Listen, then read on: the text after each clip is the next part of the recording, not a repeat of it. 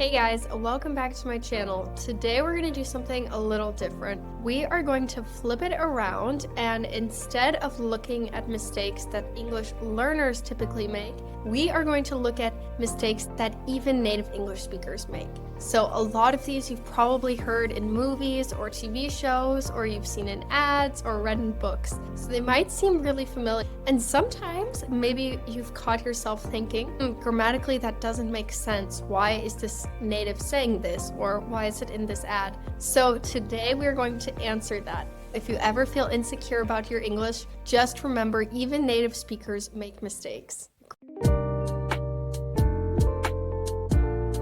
Grab a coffee, get a cozy drink, and let's dive into the world of confusing English grammar. Okay, so the first one is who versus whom.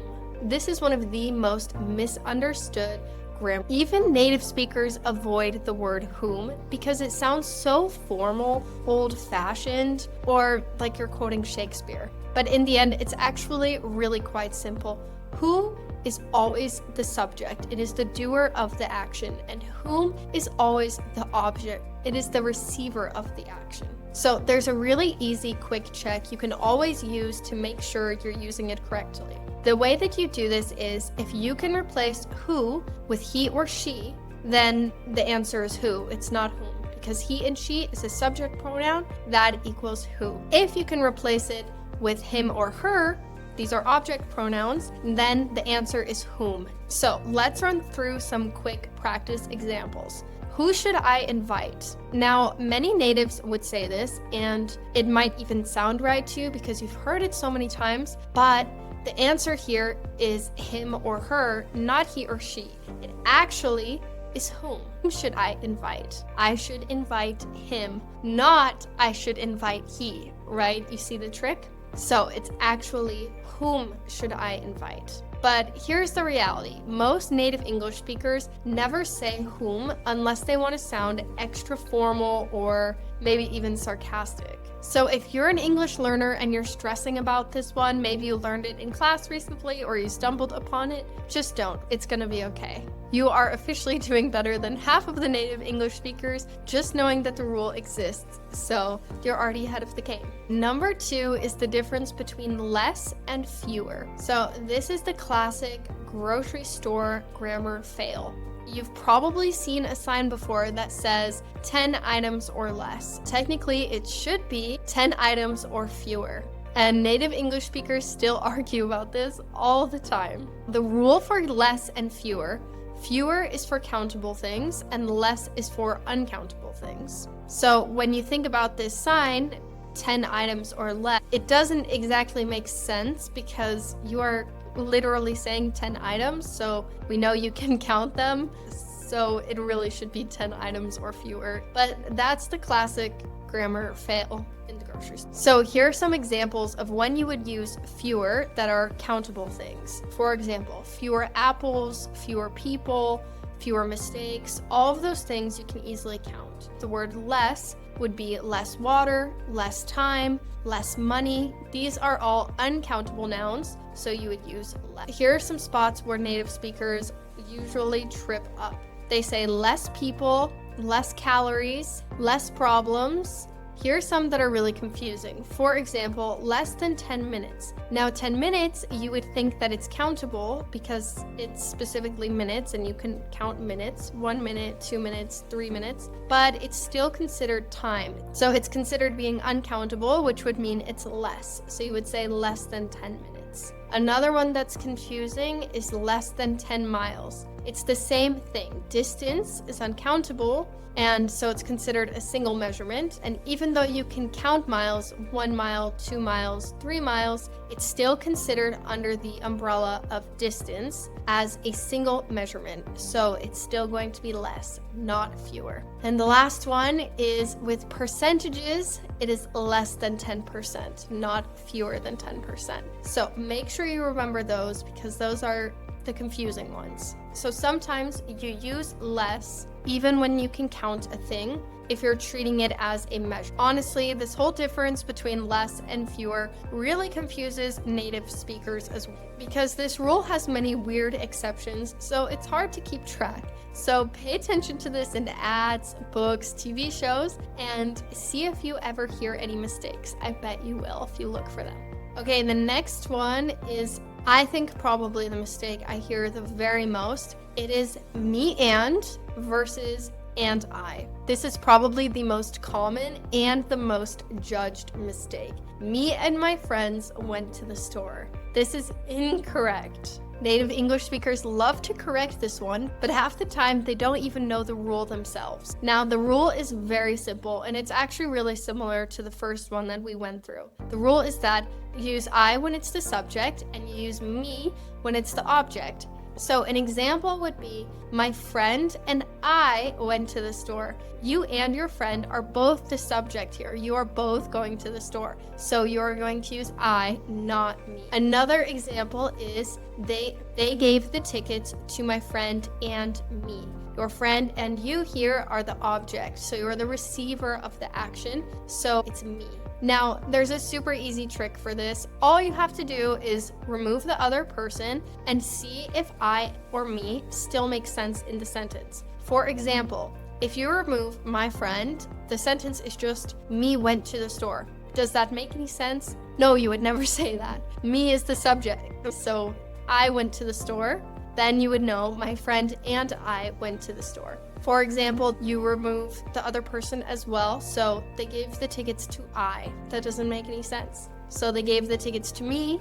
That makes sense. They gave the tickets to my friend and me. There we go. Now, the reason natives get this wrong is because kids grow up being told, say, blank, and I. It's always I, and they don't understand the rule this way. So then they begin to overcorrect and just think, you always say blank and I when you have two people, and they say things like, they give the tickets to my friend and I. That is something that you will hear native speakers say all the time. If you've been confused about this one, congratulations. So is the entire English-speaking world. Okay, section 4 is really fun. We're gonna cover things like irregardless, could of, and a bunch of other spoken mistakes. This section comes from mistakes from how the language sounds in everyday speech. So number 1, irregardless. Many natives say this. I'm not exactly sure why. It doesn't sound like it would be a word, irregard. I don't know. But it is not standard English. The correct word is regardless. So why do people say this? The answer is because irrespective plus regardless equals chaos. It equals irregardless. So next time you hear that, don't repeat it. It's wrong. Just regardless is enough, or irrespective, either one, not both combined. Now, number 2 is could of, should of, and would of. Native English speakers say could of, but as a one contracted word, which sounds like could of. And even native speakers write this incorrectly all the time.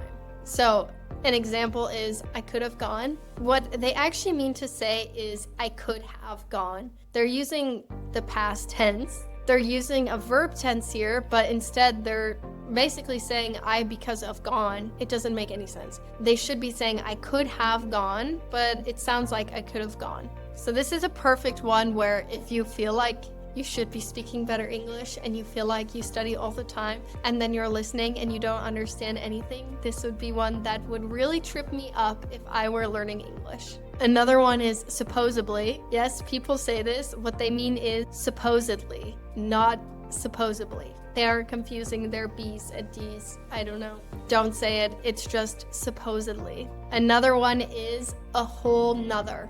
This is not technically correct, but it is extremely common because the brain splits the word other, another, like that. So you can use it as informal speech if you want. I mean, everyone says that, but don't put it in writing. Don't use it at school. Don't put it in tests. Just if you're speaking, but it's not technically correct. Number 5 is anyways. Now, this technically there's no S at the end. The standard word is just anyway.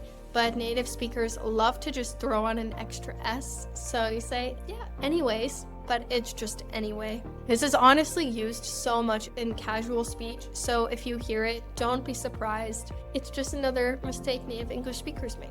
Okay, and then our last section has to do with split infinitives. Now, you might not know what this is, but we will cover it, so just wait.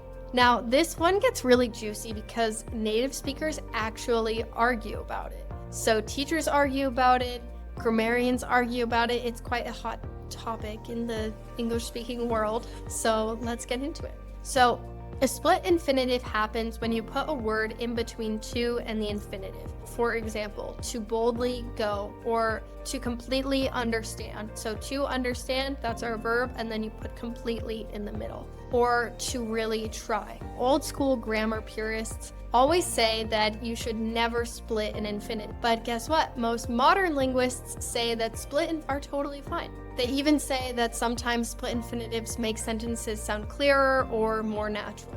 An example of this, she decided to gradually get rid of her accent. They would say that this sounds much better than she decided gradually to get rid of her accent. It becomes very confusing when you play around with this. So this mistake is actually not a mistake, but the controversy around it is very real, especially among native speakers. And there you have it. These are 5 grammar issues that even native speakers struggle with all the time. So next time you're worrying about your English skills, just remember that if native speakers can't get it right, you're already ahead of the game, and don't worry about it for now. So I'm super curious, let me know in the comments which of these mistakes you've heard before, and if there are any others that I'm missing. I would love to know. Also, which one of these surprised you the most? Which one sounded most normal and you would never think it's a mistake? Well, thank you for watching this video. If you haven't already, please like and subscribe. It really helps out my channel, and there is a link in the description below for tons of free English learning resources. I will catch you in the next video. Thank you. Bye.